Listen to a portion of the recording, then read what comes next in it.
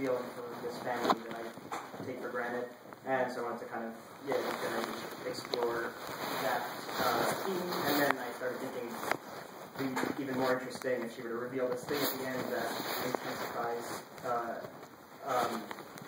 how tenuous the bond is. Yeah.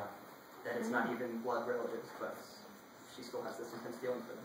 So did you know as you sat down and started writing that you were heading in that direction? That revelation at the end was going to be there, or is that something you discovered along the way? No, that's something I knew right away. I didn't know. I knew she would reveal that to him, and that it would lead up to that, because there's all these little hints, like the third line or something, and she's like talks about how we look the same, and there's all these little hints along the way of her talking about blood and kind of testing him. The most explicit test is when she tells him, "You don't think blood is important?" After he reveals, "I don't think, I go on with my friends." And then, but I didn't know how the end would happen. Where she would kick him out, or I didn't know what would happen. I guess maybe thought it would be some kind of reconciliation. I didn't even think about it. But then, as it neared the end, I realized, oh, this would be mortifying to a person to such a degree that she would not be able to live with him anymore. And were you? I just thought this is a question I found myself wondering as I was watching it. Were you thinking of it specifically in terms of like the person, or is there like a larger story? I mean, it feels to me like it's both a story about individuals, but also a story about history. And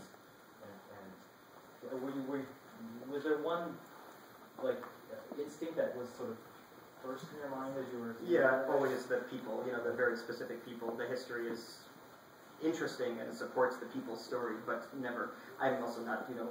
I'm interested in history, but not like an expert enough to make some kind of comment on it, and that's not my intention. I really like the people and the voices of those two very specific people and how they meld in a strange way.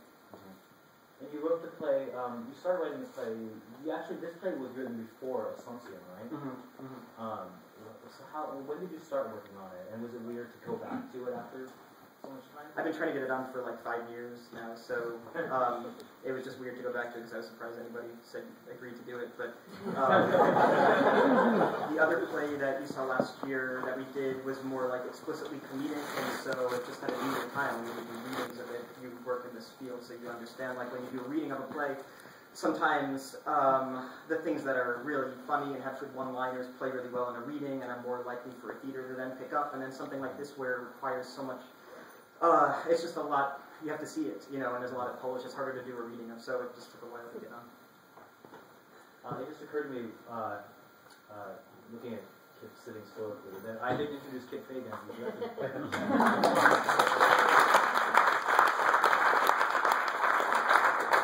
think we're often curious to hear what kind of questions you guys have, so I'd like to just open it up to you guys, and I see a hand here.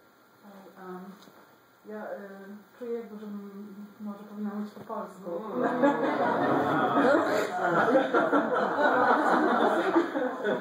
I think I'm the only person in the audience who understood the Polish part probably, but I just wanted to say that I feel really moved that you were using this language, and Ms. Redgrave, you were just astounding, and your Polish was just perfect.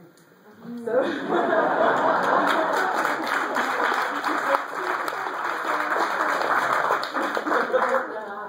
So I just want to thank you for the play. It's just such rare to see such a play in New York. Where are you from? I'm from Warsaw in Poland, but I live in New York, so yeah. Thank you so much. Any other questions? Yeah. What would you say the relationship or the dynamic was between directing something that was also written by someone in the play? What was the relationship going, creating the play, I guess, as it exists now, and maybe the vision that you have, and then how it was then brought to life? I don't know who it is. Well, it's the second play of Jesse's that I've directed. He's going to hear from me, and Jesse acted in the other play that I directed as well, and I've done a few of those where the playwright has also been acting in the piece, and it's a tricky puzzle each time, depending on the playwright actor and how they work, and where the play is along the road. And in the previous play, actually, this was a little easier, actually, working with Jesse in this play, because the play was a little farther down the road than the previous play. We did a lot of rewrites in the previous play during the rehearsals, and that demanded me, that process demanded me to be both the outside playwright eye and the director, where Jesse can't be an outside eye because he's in the play the entire time. You know, he can't sit out and watch what's going on stage because he's in it, and he functions in it. And actually, today we were rehearsing right here on a scene, and it was one of the first times that I feel like suddenly he was like, oh, actually, like, stepping outside of the scene, I can see that the scene functions as this. And I was like, oh, wow, that's like, suddenly he was like sitting outside, like in the seats with me, which was nice. I would like him to sit outside of the seats with me more. But it's hard because he's in the process. So it's tricky, but this one was a little bit easier because we didn't do too many revisions or rewrites while we were in the process. I don't know if you want to speak to that at all.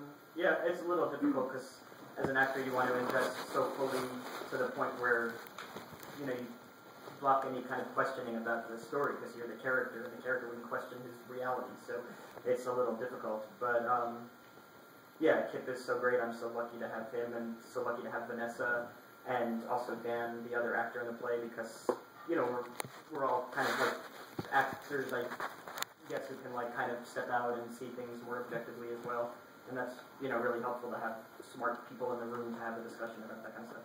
How did that feel for you? Being with smart people.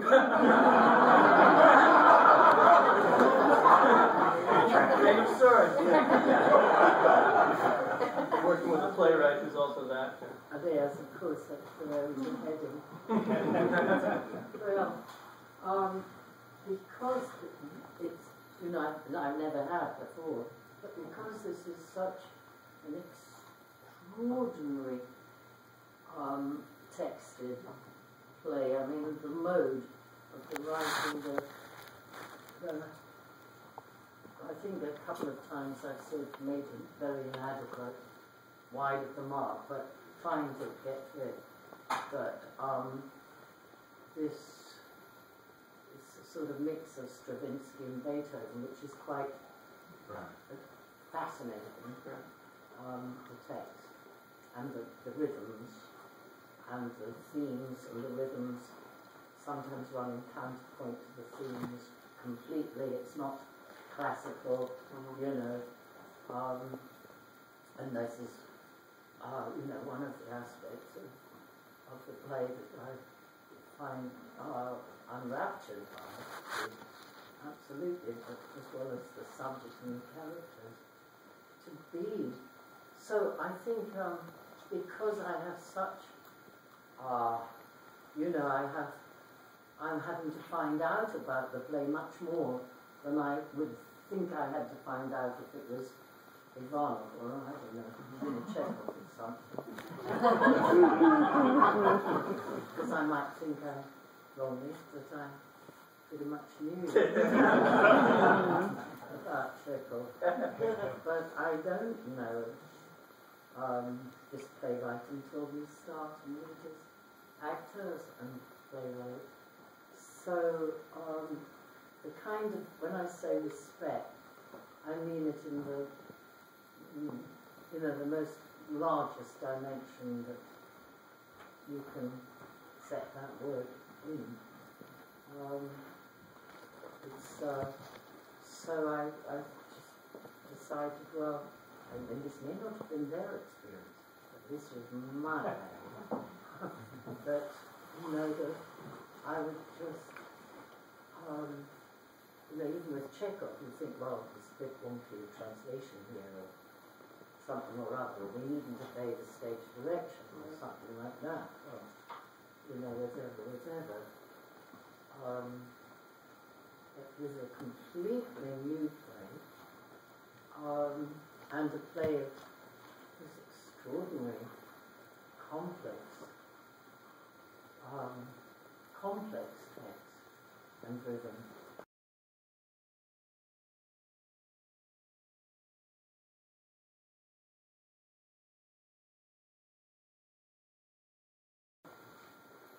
one really always needs to decide is, well, you know, in theory you do, I'll put myself into the play. Now that is as an actor or actress, that's our task, to put oneself into the play, not make the play fit you. But I had that in a humongously dimensional, enormous four-dimensional way. And that meant I've had quite a lot of, it's a process which has its difficulties and is absolutely, but this text and the skills involved of everybody, especially Jessie and Kip, has held me in there. And I might have said, no, I can't do this, goodbye. Because it's such a challenge. I don't know much about jazz. I may be sounding like I know about music. I don't know very much about music, but I have studied a little. And I can only say that I find the rhythms and the conflicts, and I'm not talking about the conflicts of the characters. That's normal in a play, isn't it? I'm talking about the conflicting modes in which the characters live and expose themselves and come into being. So it's really wonderful, but I drifted far from the point. Thank you.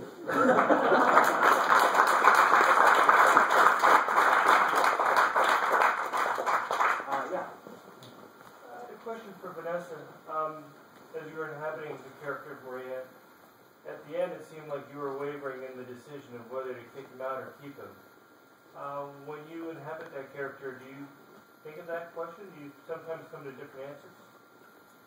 Well, I've had to think about it because the text is reverberating with it that her having made a decision beyond the point of pretty well of no return, because she's telephoned her friend, the taxi driver, and she said, "Then come over, get him out."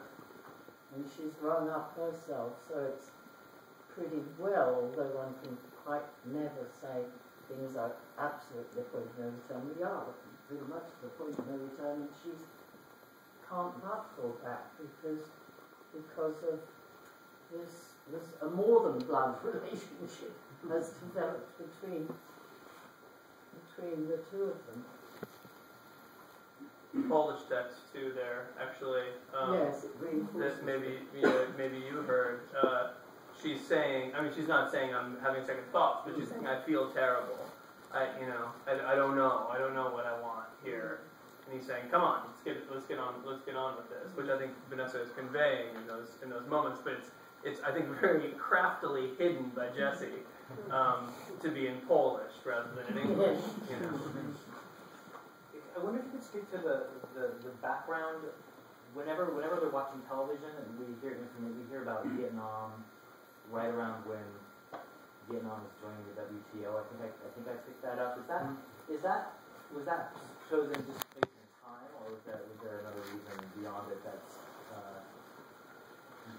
substantive? Yeah.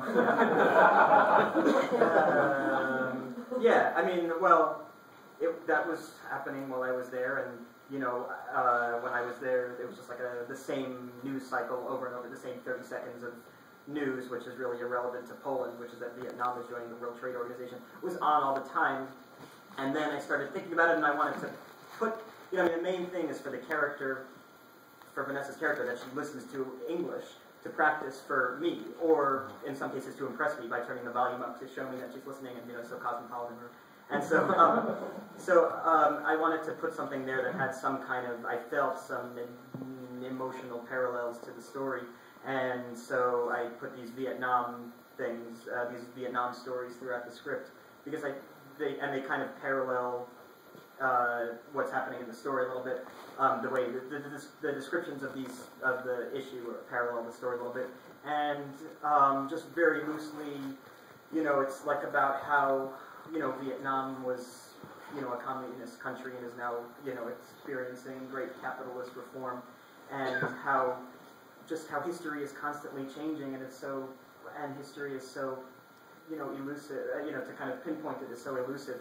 In the same way, her history is so elusive, but it's irrelevant. In the same way, so in the stories about Vietnam, they're saying, did you ever think, we're talking to the president of Vietnam, did you ever think that you would go to Vietnam or go to America and be welcomed by President Bush at the time? And he says, no, of course not. And just the way things kind of change. So I just wanted it loosely in there. The truth is, I don't know how many people can pick up that these stories are happening, so it doesn't really matter. But I just wanted something thematically related in some way, at least in my own mind. Other questions? I thought the phone ring at the end was so haunting because you didn't know who was calling. Was it Jesse's character? Was it the organization? But all of a sudden, the character Maria, she just had to shut it all out. But you really didn't know, and it was really haunting. It was really magnificent. Yeah. I have a question for Jesse. So you said you've been working on this play for 5 years, in the past 5 years. So did you have a writer block like your character? If you did, then what's the specific thing about this play that makes you want to finish it? Presumably you didn't have a publisher or timeline. Right. Oh, that's a good question. And yeah, anytime I write anything, you always experience like moments of writer's block, sometimes weeks or whatever. But in the play, the character talks about trying to go to Kathmandu, and then he got rejected from there, got rejected from upstate New York, he got rejected from all these places, including Africa. I can't even go to Africa. And he's like saying that he always thought if he does something